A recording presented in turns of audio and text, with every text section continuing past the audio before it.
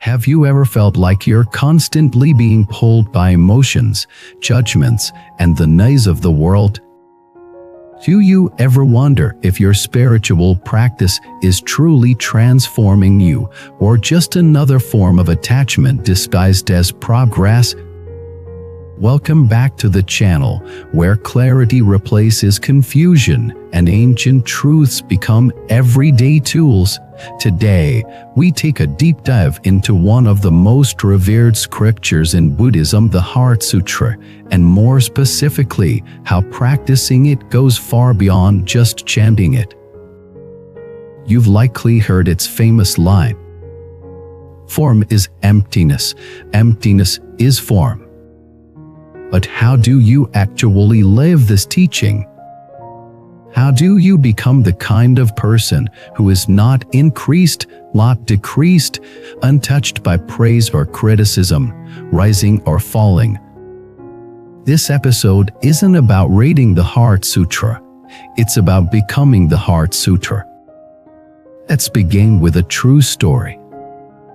Chloe was a senior executive at a large corporation. Known for her discipline and perfectionism, she was also a committed meditator. Every morning at 5 a.m., she'd sit on her cushion, recite the Heart Sutra, and post quotes on social media. Beneath this routine, he remained deeply reactive. One negative email would ruin her entire day. Chloe's cold tone would leave her overthinking for hours. He began to ask herself, why is it that after years of chanting, my heart still feels so vulnerable to inside chaos? That question led her to a Zen retreat. There, a teacher said something that pierced her soul. You've been reading the sutra, but have you ever let the sutra read you? In that moment, Chloe saw clearly. Her practice wasn't the problem. Or clinging to the image of being a good practitioner was. This is what the Heart Sutra warns against. When it says no a, mo ear, mo nose, mo tongue, mo body, mo mind, it's not denying reality, it's pointing to non-attachment. Saying, don't define yourself by what you perceive, don't become enslaved by your thoughts or your image. Let's look at what it means to be not increased, not decreased. In practical terms, it means when someone praises you, you smile, but don't inflate. When someone insults you, you hear it, but don't collapse.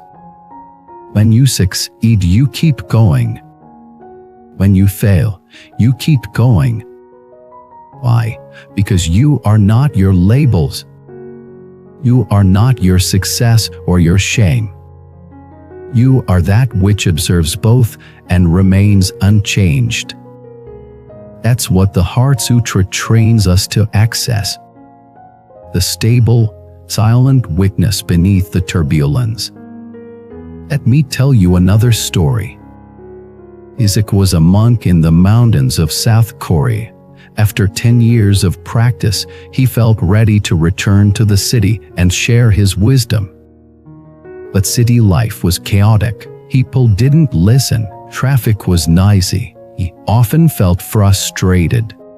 One day, his teacher asked, "Why are you upset?" Isaac replied, "They don't understand the Dharma. They're disrespectful." The teacher smiled gently. Then your Dharma is as unstable as their moods. Return when your peace no longer depends on others. That's the test of true practice. It's not how peaceful you are in silence, it's how untouched you are in storms. And the Heart Sutra says, therefore, given emptiness, there is no fear. Means, when you let go of clinging, when you see through illusions, when you stop defending an identity, fear disappears.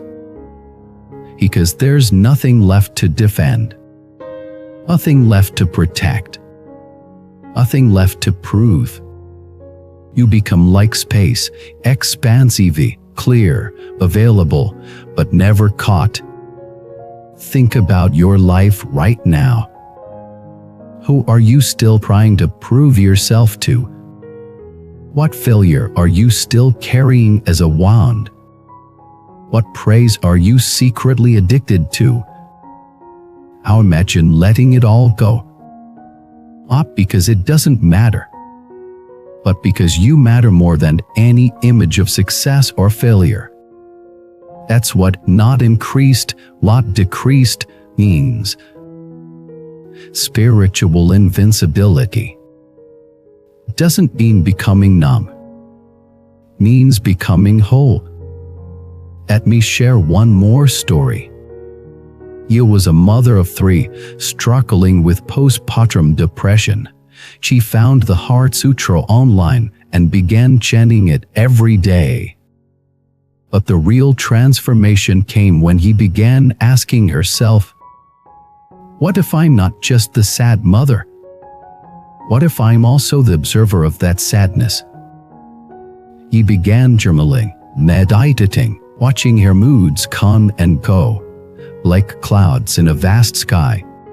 Slowly, he stopped identifying as the broken one. He realized, even when he felt empty, he was still present, still breathing, still aware. That awareness was never broken. And that is the Heart Sutra in action. It's not about suppressing emotion. It's about not becoming enslaved by it. You can feel pain without becoming the pain. You can feel joy without needing to grasp it.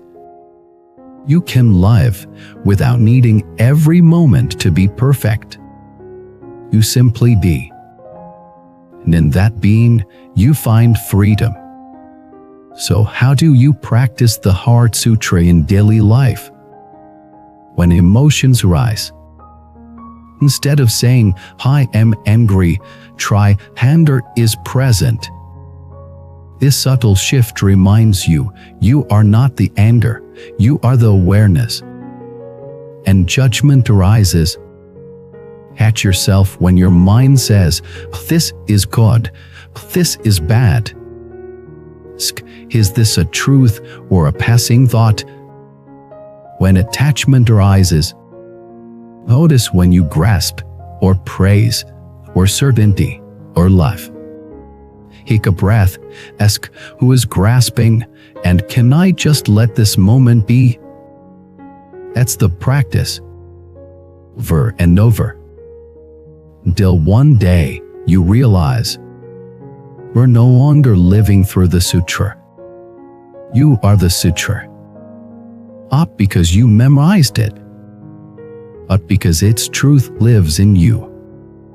You've become like the sky, vast, open, untroubled by clouds. That is not increased, not decreased. That is freedom. Thank you for walking this journey with me today. If the Heart Sutra has touched your life, I invite you to share your story in the comments. What did it help you see? What did it help you release? And if this video offered you insight, please like, subscribe, and share it with someone who needs to remember. They are already enough. Until next time, may you be whole, may you be clear, may you live from the quiet strength of your true nature. Thank you for watching this video. Before you leave, here's something special. In Buddhism, we believe that every encounter carries a deeper meaning. Would you like to discover your true soul connection, the one written into your destiny? Take the Soulmate Test today and unveil the hidden truths of your journey. Click the link below and begin your path now. http://soulmate. You wisdom more, come, white.